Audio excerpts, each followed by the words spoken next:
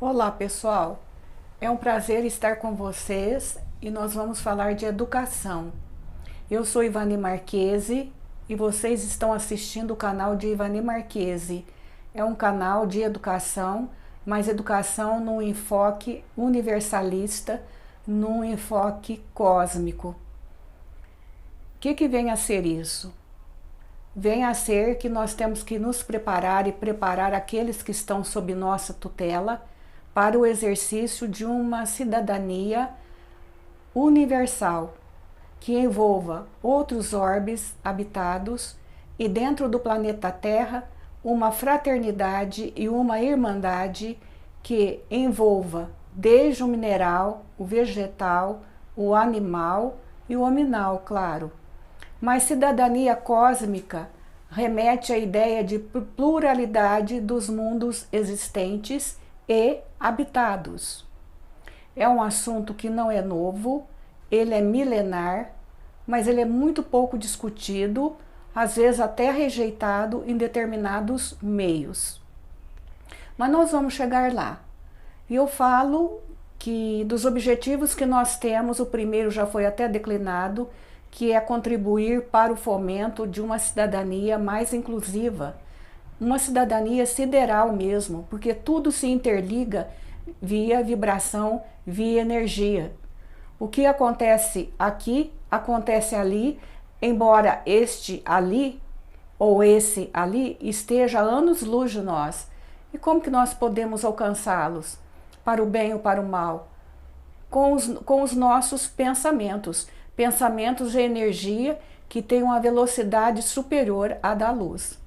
Mas isso nós vamos estudar no transcorrer, vamos chamar isso de mini curso, mini palestras, mas que tenha ideia de uma continuidade e de, sobretudo, de reflexão, porque eu já aviso que essas ideias não são minhas, eu não estou reinventando a roda.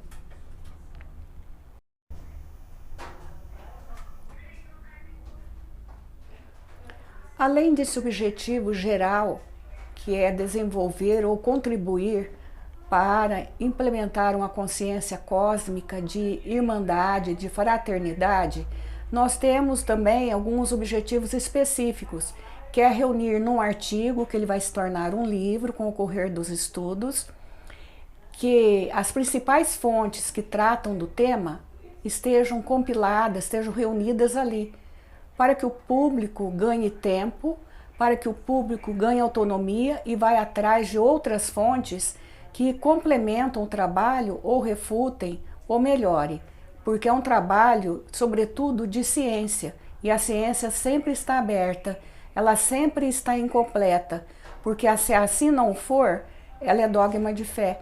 Como acontecia antigamente, tantos genocídios causaram.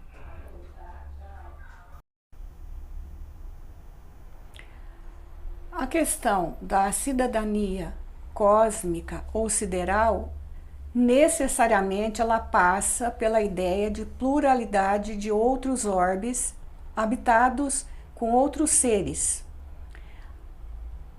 É um ponto de muita discordância, mas reflitam. Pense numa noite estrelada, são 800 bilhões de sóis. Vemos muito pouco. A maioria não é nem visível para nós aqui da Terra, nesse ângulo nosso. Deus seria tão assim, reduzido, sintético, que fosse criar apenas vida inteligente aqui no nosso planeta Terra? Já começa que não é um pensamento lógico, não é um pensamento condizente com a infinita sabedoria divina. Só que qualquer orbe que exista em planeta ou numa estrela, um asteroide, um planetoide, não surge por acaso.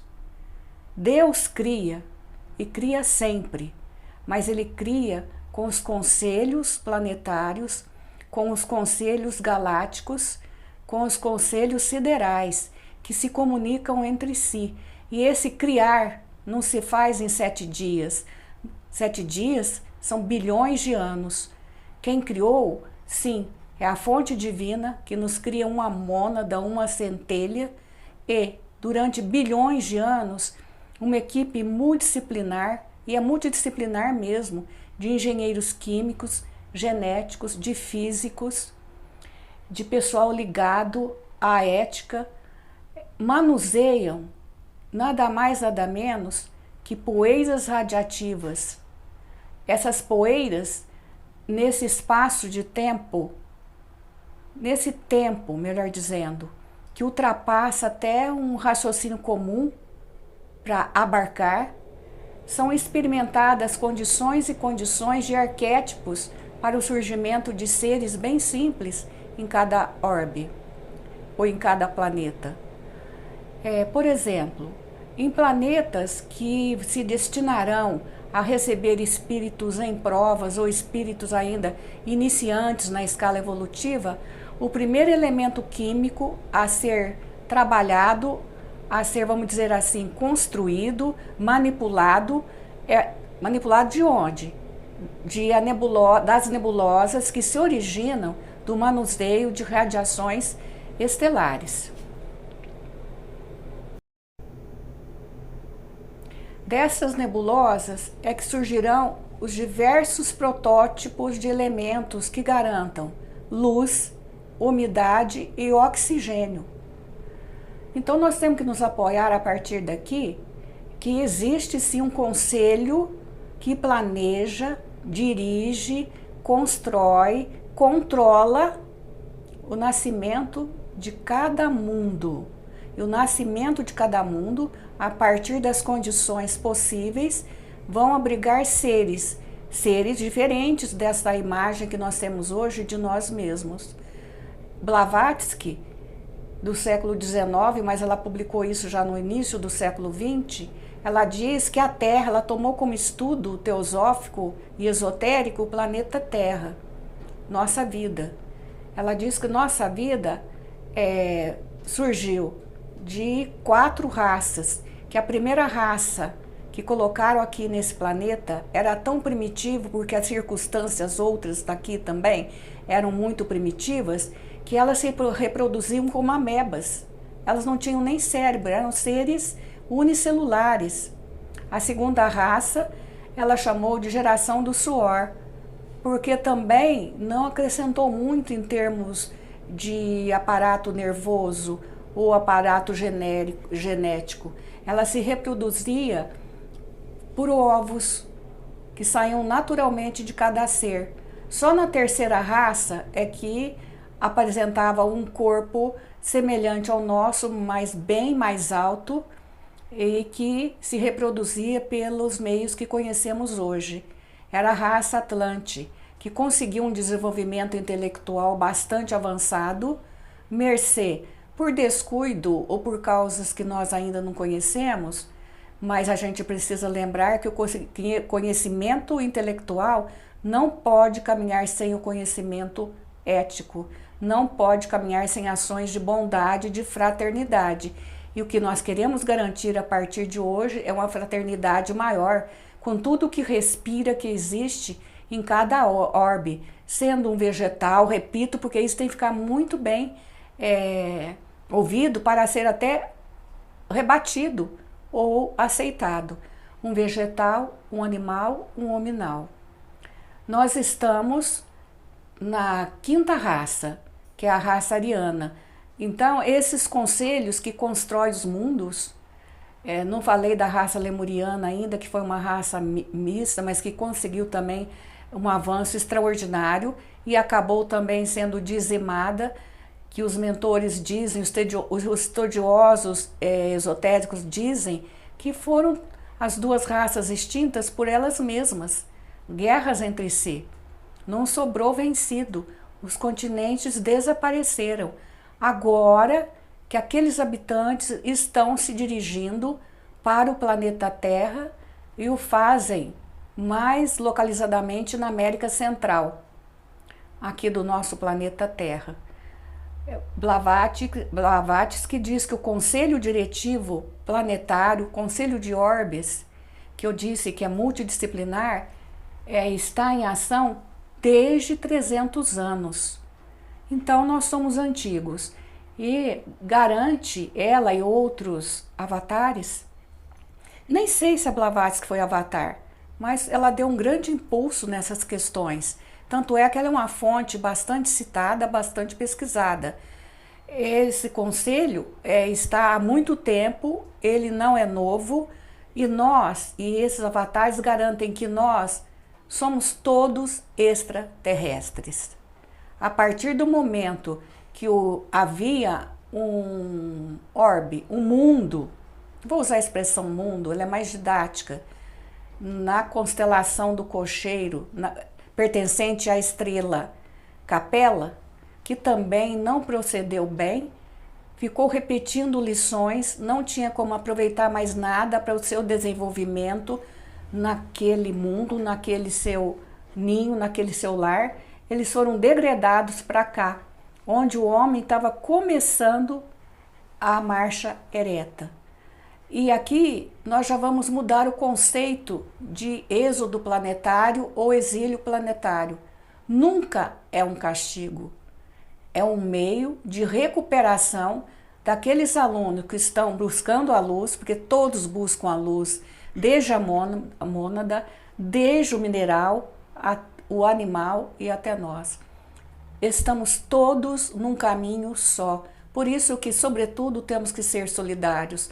Nós já passamos pelo que o mineral passou, pelo que uma planta já passou, porque um animal ainda está passando, mormente em tempos de festas natalinas. Então nós temos que ser humanos, na verdadeira expressão da palavra, compassivos. Quando então houve esse degredo, houve um grande impulso às raças que estavam aqui. Aí surgiram as raças de homens sapiens e sapiens sapiens, capazes de fazer cabanas, capazes de procurar grutas, porque antes moravam ao relento. Os filhos se criavam por si, se alimentavam até certo tempo instintivamente através das fêmeas, que nem instinto maternal elas conseguiam manter. Aí, quando se tornaram homens sapiens sapiens, houve um certo cuidado com os seres infantis. Então nós temos que também ter em mente que o que é que pode afetar o desenvolvimento de um mundo, seja aqui ou seja ali, há milhões de anos-luz de nós. Genocídios como a escravidão, genocídios como a Primeira e principalmente a Segunda Guerra, e outras ações renitentes de seres como, vou citar porque está muito assim divulgado na internet, o caso de Hitler. O rei Davi, que já era cruel, já era genocida, encarnou-se aí no século XIX, ele encarna de 1000 em cada 1000 anos, para que tenha um espaço maior de reflexão, junto com seus mentores, porque o maior genocida tem o seu mentor. Tanto é que, segundo o Chico mesmo, hoje Hitler é cuidado nada mais nada menos por Gandhi. Está aprisionado ainda por 1000 anos no planeta Plutão. Então os repetentes de grandes erros, como crimes absurdos, vão mesmo ser aprisionados em celas solitárias, mas sempre com assistência divina, para que eles comecem a entender a luz. Mas isso a gente vai falar mais tarde, quando falar de cada mundo, que são os mais conhecidos. Então nós temos que falar que ET, e aqui nessa Terra houve 2 ETs brilhantíssimos. Eu falo de Maria, de Nazaré, e falo de Jesus, que só na hora da crucificação ele queimou 2 ou 3 corpos e se tornou uno com o Cristo. Daí a denominação Jesus Cristo. Ainda vou falar também no correr desse nosso mini curso, ou dessas nossas reflexões, ou vocês vão falar, porque nós também vamos ter um chat para comunicações, que Jesus, ele veio como avatar de um pequeno grupo até, mas outros cantos do nosso universo, em 2000 ou 1000 antes dele, também tiveram seus avatares, como Krishna, como Buda e Lao Tse. Mas isso é para outra conversa.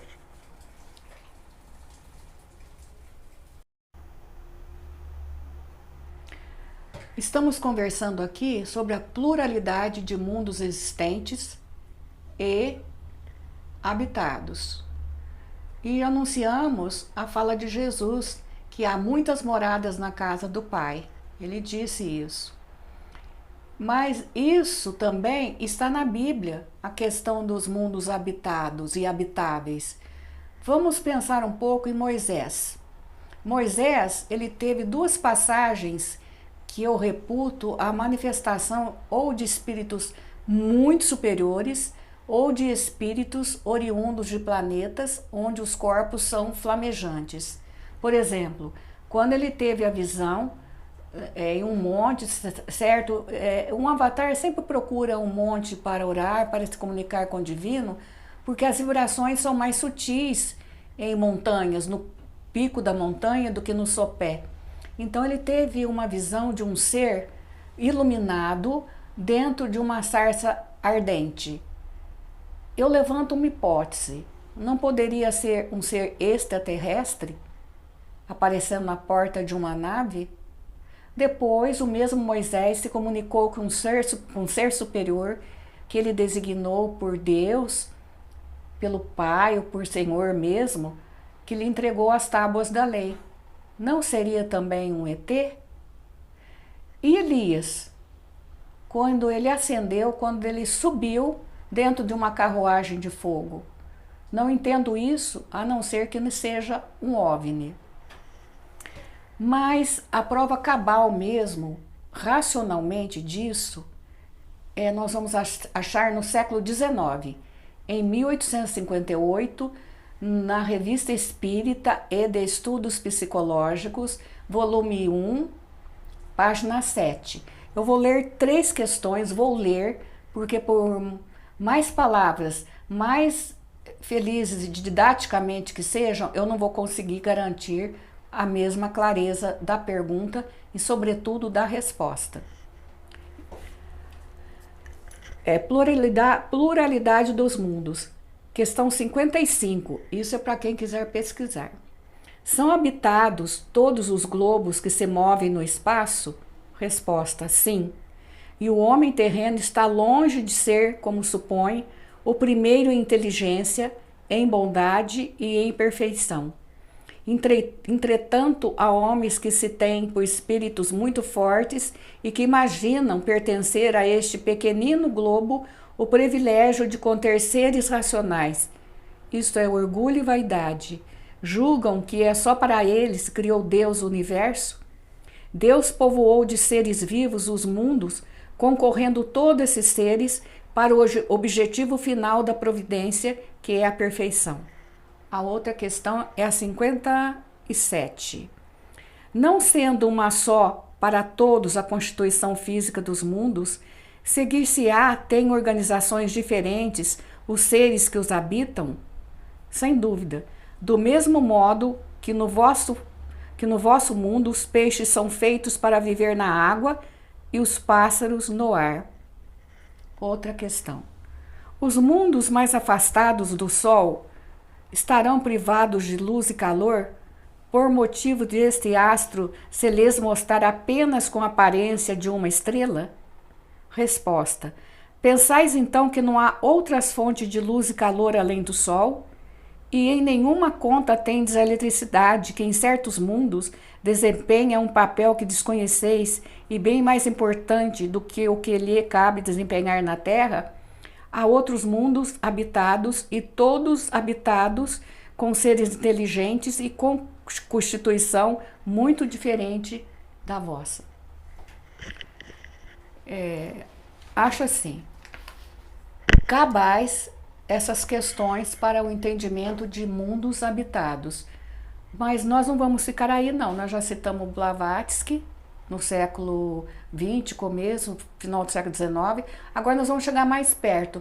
Vou citar Maria João de Deus, mãe do Chico Xavier, que em psicografia em 1977, ela descreveu o planeta Júpiter e Saturno com uma clareza e com uma precisão que me espanta, porque ela nunca teve acesso a essas questões teosóficas nem espiritualistas. Mas depois de desencarnada, ela conta que ela deu muito trabalho do lado de lá, ela foi levada para certos entendimentos comezinhos, eu quero dizer, entendimentos iniciais, para iniciantes também, que é essa questão, porque a pluralidade dos mundos habitáveis e habitados é muito rudimentar no meio teosófico. Ela é rudimentar no sentido de ela ser assim, bazar. São os primeiros anos, os primeiros fundamentos. Então, eu vou descrever mais tarde o que ela achou de Saturno e de Marte. E também vou descrever de Júpiter, o que Humberto de Campos achou de Marte e a Maria João de Deus também. Ambos, tanto a Maria João de Deus quanto Humberto de Campos, usaram da psicografia de Chico Xavier. Então agora eu acho que a gente pode já passar a falar, por exemplo, com as ideias da Maria João de Deus, psicografada por Chico Xavier em 1937. Ela descreveu o planeta Júpiter. Ela diz que Júpiter é maravilhoso. Tem um solo que ela pensa que é gelo. E tem vegetação que é de um colorido que ela não pode descrever. E aqui eu abro um parêntese para falar que a nossa, olha como ser de estudos e reflexão, precisamos abrir para esses assuntos. Há coisas que nós não temos ainda nem vocabulário, nem semântica, que é o sentido da palavra, para descrever. Então eles usam corpos, quando na verdade é só um conjunto harmonioso fluídico, etéreo, vaporoso. Eles usam vegetação, quando na verdade é aura de alguma coisa, porque não temos esse vocábulo. Igualzinho quando surgiu a matemática no tempo de Euclides, lá na Grécia Antiga, não havia isso. Foi Euclides que criou a matemática euclidiana com um vocabulário próprio para estudar as questões de quantidade. Então tem que se abrir para esse estudo ou nós não avançamos. Então ela diz que Júpiter é muito lindo, é um planeta que todos já consideram os animais como próximo a eles moram perto das casas habitáveis, e as casas em Júpiter, ela conta que são muito assim, versáteis e muito móveis pela força do pensamento. Mas a melhor descrição de Júpiter está feita por Palissy nessa mesma revista que eu citei de 1858, Revista Espírita e de Estudos Psicológicos, número 1. Palissy foi um pintor que ele queria desenvolver outras técnicas para a pintura da porcelana, sem o conseguir. Então ele desencarnou, foi habitar em Júpiter, porque Júpiter tem a preocupação de alcançar cada vez mais luz pelo cultivo da estética. É muito interessante isso. E já em Saturno é pelo cultivo do intelecto científico. Então, cada orbe, notem, tem um karma, tem uma destinação. Então, de acordo com essa destinação, serão os corpos físicos. Sempre eu quero enfatizar essa palavra, corpo, não com o sentido aqui que ela tem entre nós, mas o que é mais semelhante ao que nós conhecemos aqui entre nós, até que alguém consiga visualizar isso melhor que já foi visualizado. Então o Palissy diz que Júpiter é um planeta muito lindo mesmo, muito artístico, e que lá a casa de Mozart, até tem a casa lá, só que está muito ruim a imagem.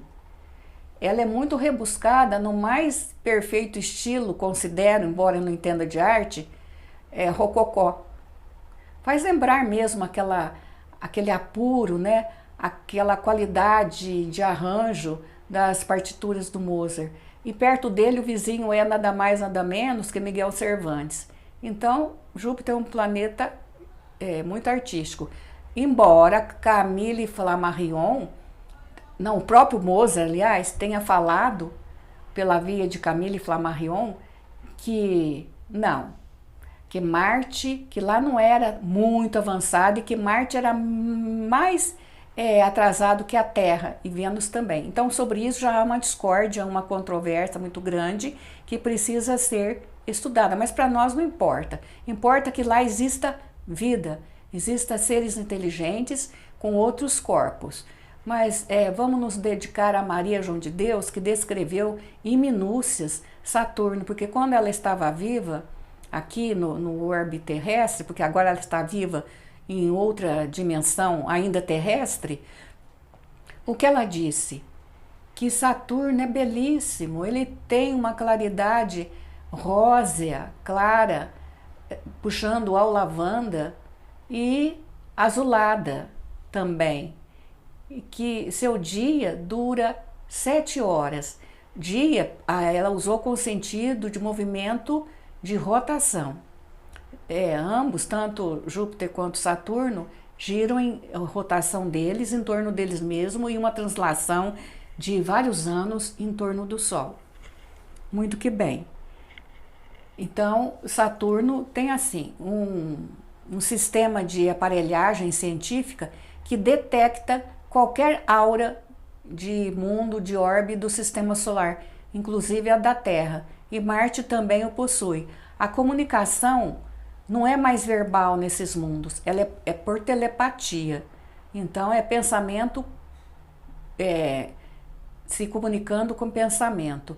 E é difícil, porque no pensamento nosso aqui, pelo menos no meu, é muito difícil entender a telepatia, porque o que significa, por exemplo, uma bolsa, um corpo para mim, não é para eles e vice-versa. Então vejo como a questão de garantir uma cidadania ou desenvolver uma cidadania cósmica, universal ou sideral é complexa. Temos que começar, porém, como começar? Conversando desses assuntos entre nós e com nossas crianças. Vamos falar de Marte, depois eu falo de Plutão, falo da Lua e falo de Quirón. Aí eu encerro o tema de hoje. Fico devendo para vocês um mundo intraterreno, porque não é só na crosta que há mundos habitados e habitáveis. Mas fica para outra conversa. Vamos falar, portanto, de Marte. Quem visitou Marte foi Humberto de Campos. Então, ele informou que existe cidade com enormes torres, que parecem os nossos arranha-céus, que é muito parecido com os nossos, com a nossa sociedade, que os marcianos têm um corpo muito semelhante ao nosso. Então não é difícil, não é de se espantar essa questão lá, das diferenças de corpos. E que olhando para o alto, ele percebeu que nas nuvens tinha como se fosse um reservatório. Aí já faltou a semântica adequada para ele. Então o mentor dele, porque ninguém vai para esses mundos se não for autorizado pelo conselho diretivo kármico daqui, aquele que constrói desde os mundos, desde as amebas até os anjos, e de lá. Ninguém entra escondido, ninguém entra com má intenção. Tá bom, então foi permitido que ele fizesse um estágio lá em Marte, então ele verificou essas nuvens com reservatórios que foi-lhe explicado tratar de água. E ele percebeu canais, alguns lagos já em extinção, outros ainda funcionando. E eu vi na internet esses dias uma questão que há indícios de água. Então essas viagens interplanetárias, principalmente, elas têm que evoluir muito, porque senão elas não vão receber autorização de descer lá. E contam esses visitantes que estão lá aprendendo lições, ou que já voltaram, ou que estão indo, que lá o espaço interplanetário e intraplanetário é um espaço que tem aeroportos e que muito movimentado de saída e descida, mas lá também tem que apresentar um plano de voo, tem que ter atestados das condições das naves e principalmente por que está sendo solicitado a visita, justamente para garantir a segurança entre eles. Fala agora de Plutão. Plutão é um planeta muito afastado do Sol. Contam, quem lá já esteve estagiando, que há uma tristeza, um desespero muito grande, justamente pela falta absoluta do clarão solar, embora haja restes, pelo tanto de solitária, mas também quando se encontra um avatar que cuida de algum daqueles criminosos, a luz se faz. E que a luz sempre acontece, mesmo que seja de um fósforo. Mas é uma prisão que não é uma prisão temporária como Mercúrio, por exemplo. Mercúrio, ele é visitado, mas de maneira muito rápida. Por quê? Por aqueles espíritos ou almas que querem tirar do seu perispírito ou mesmo da camada espiritual mais sutil, que são os outros corpos, algumas escamas, alguns miasmas que lhe impedem a ascensão, por mais esforçado que eles tenham sido. Aí a gente pode remeter a Paulo de Tarso, né? Ele deve ter estado por alguns minutos em energia espiritual em Mercúrio. Aí as escamas dos corpos invisíveis de Paulo se materializaram porque ele era muito incrédulo, muito objetivo e prático, como escamas. Ele voltou a si, enxergando melhor o lado oculto dos ensinamentos. E para encerrar essa nossa conversa, esse nosso pensamento, essas nossas reflexões, a quem eu convidei, que são vocês, espero que chegue mais gente interessado, porque as viagens interplanetárias e siderais estão aí. Vou falar da Lua. A Lua tem uma face que ainda não foi explorada, mas que garantem os que lá estiveram se tratar também de prisão temporária, às vezes por décadas, às vezes por várias décadas, uma prisão ainda solitária, sombria, de muita reflexão, de muita tristeza e muito anseio de voltar ao nosso convívio material que é na crosta terrestre. Por hoje eu fico aqui, agradeço quem esteve até agora e vamos na próxima semana retomar esse assunto. Obrigada.